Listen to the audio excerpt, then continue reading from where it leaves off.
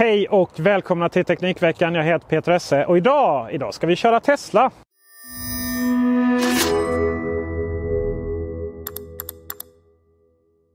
Då sitter vi här i en Tesla, det regnar ner och det betyder att det blir lite bakgrundsljud och så vidare. Jag sitter här med min kära vän Heiko Witte som snart kommer att visa hur mobilappen fungerar, för han äger en alldeles tvättäkta Tesla själv.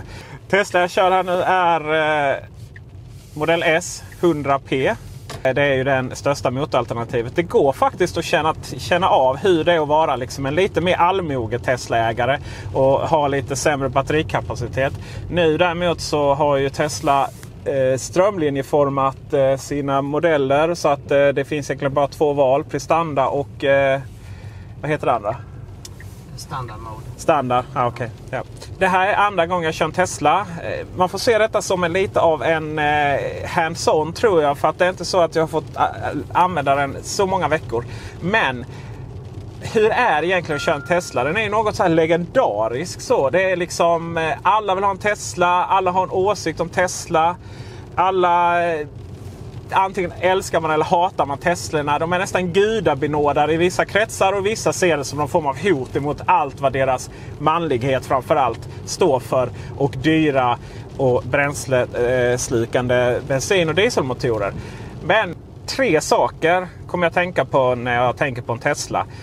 Innan jag kört en Tesla. Och det är ju det här att den kostar ju lite, man får räkna med någon miljon. Mina Tesla-vänner är då väldigt snabba på att påpeka att det är liksom totalekonomin som spelar roll i och med att du inte behöver betala bensin och så vidare och så vidare. Och Tesla har också haft förmånliga inbyteskampanjer och så vidare. Det andra är ju det här att men det är rätt mycket teknik. Alltså, om man inte kommer från bilvärlden, vad har man då för intressant teknik i bilen?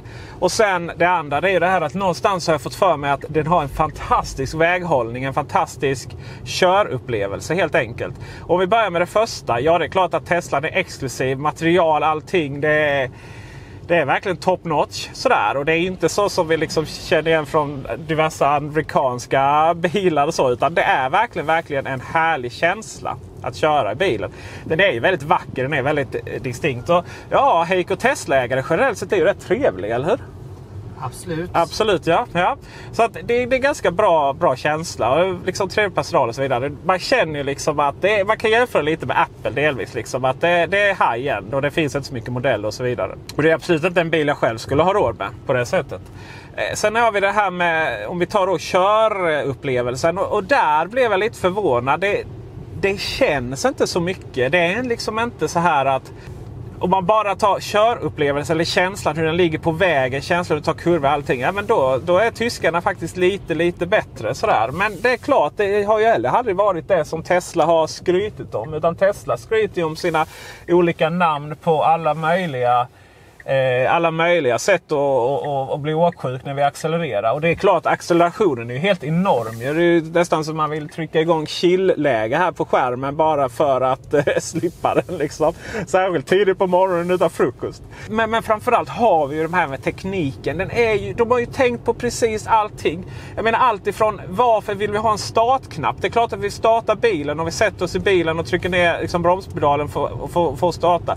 Varför ska vi liksom hålla på och trycka ner eller ja, det här är ju så här, varför ska vi ta ut handtag? Det är bara Tesla som har integrerade handtag. Men liksom du kommer nära bilen och de åker ut. Den har ju allt ifrån liksom förmågan att inte bränna in husdjur och barn för att du kan ha liksom möjlighet att bara trycka igång att den alltid ska ha samma klimat även när den är parkerad.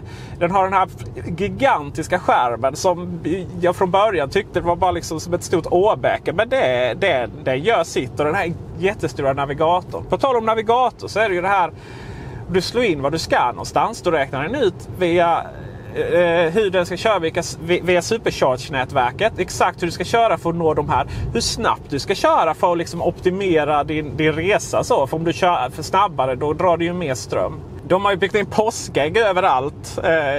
Allt ifrån små symboler som ändå så håller inne på dem till att vi kan få fram en brasa då i det senaste. Vi kan spela tv-spel. Och det här med att spela tv-spel på den stora skärmen med ratten.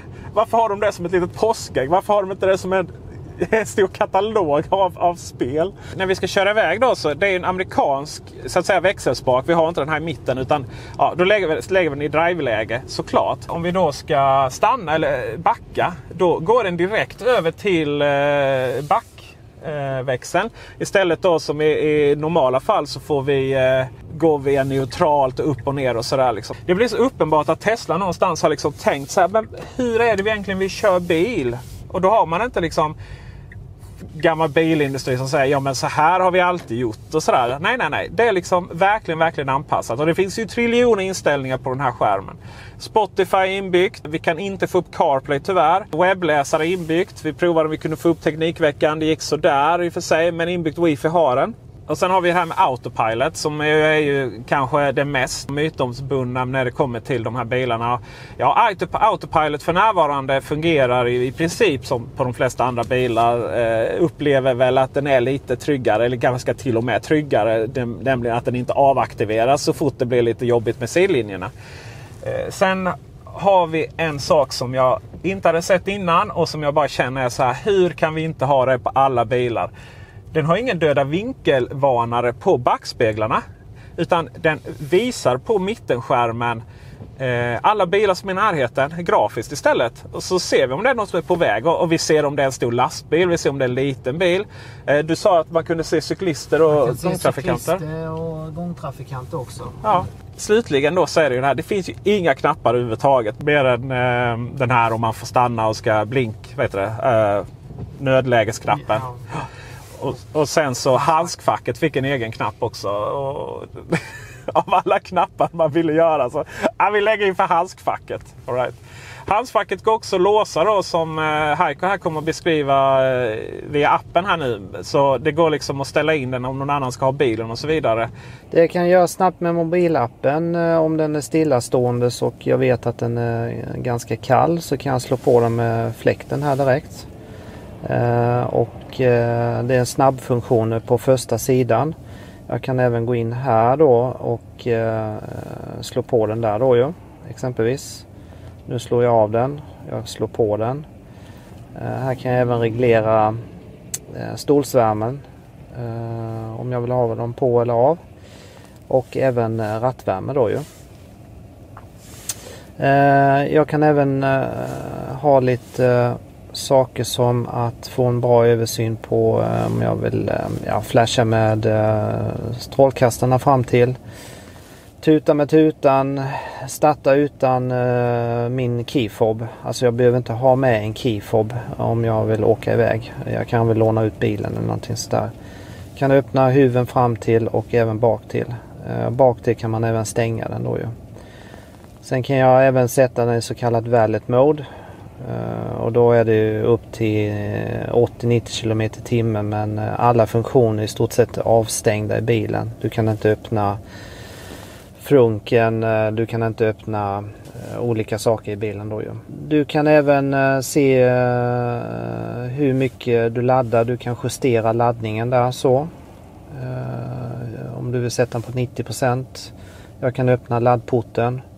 Närmast kan jag även se vilka superchargers jag har i min räckvidd. För dels har jag ju kilometerna och sen har den ju hänsyn till om jag kan nå till alla de här olika laddstationerna. Location, jag kan se var bilen befinner sig just nu.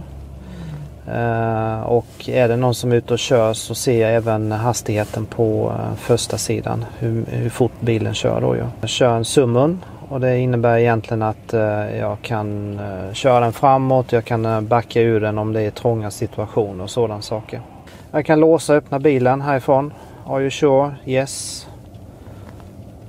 Nu har jag öppnat bilen så att någon kan hoppa in i bilen om man skulle behöva hjälp med en grej då ju. Och även stänga den då ju. Slutligen så, till exempel om du har bilen kopplad till en supercharger-laddare så då får du reda på när det är fulladdad, och du får också reda på att om du inte kopplar ur bilen här nu så kan det kosta lite pengar. Allt som allt så är det såklart så att sitta i en Tesla, köra i en Tesla är något speciellt. Man känner ju verkligen att det här är ett bolag som har tagit fram bilen. Alla pratar om att man ska vara användarcentrerad, man använder liksom, det är people som är viktigt där, hela det här. Men jag får ju såklart en känsla av att för första gången så är det jag själv som bilen centrerar runt. Och det har de verkligen lyckats med bravur. Dock så är det inte jag själv och min ekonomi som bilen är centrerad runt. Det kan vi inte påstå. Det finns inte någon möjlighet i världen att jag på något sätt, hur jag än argumenterar, har råd med en Model S eller en Model X. Men Model 3 som är framtagen för oss lite mer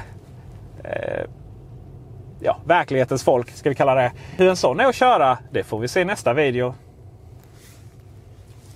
Och med det så tackar jag för mig. Tyckte det här var intressant? Glöm inte att ge en tumme upp. Prenumerera gärna för fler bilrecensioner och annan teknik. Tryck gärna på den lilla klockan bredvid så får du en notis när vi släpper någonting nytt. Vi vill också tacka våra Patreon-supporters och vill du också hjälpa oss att göra fler videor av den här typen så gå in på patreon.com/teknikveckan. Ha det gott så hörs vi. Hej då!